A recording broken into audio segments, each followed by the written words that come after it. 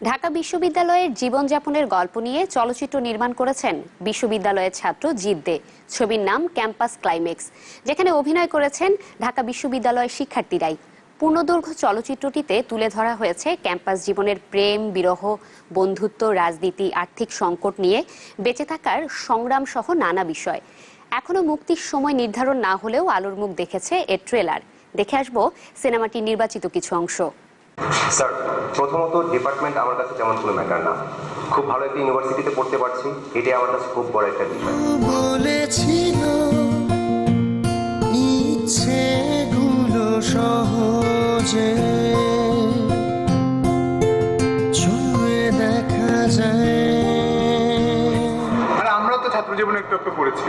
Tuition ওইরা যারা আছে 10টা, যার নেই একটাও নেই। টের পেয়েছি। এক কাজ কর, তুই আমার বয়ফ্রেন্ড হয়ে যা। Just wait and C.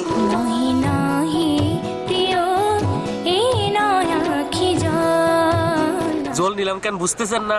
এ বাড়িতে জল কম তাই। আচ্ছা, কেন বেতন দিবে না কেন? আরে না বন্ধু, বাদ দে। বাড়িতে গেলে টিউশনে যদি চলে যায়। আমার কাছে খাওয়ার টাকা নাই। ফাগুন হাওয়ায় হাওয়ায় করেছি জেদা, তোমার হাওয়ায় হাওয়ায় করেছি জেদা।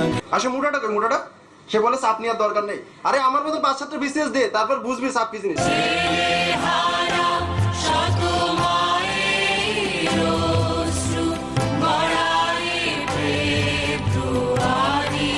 না, তুই যাবি না।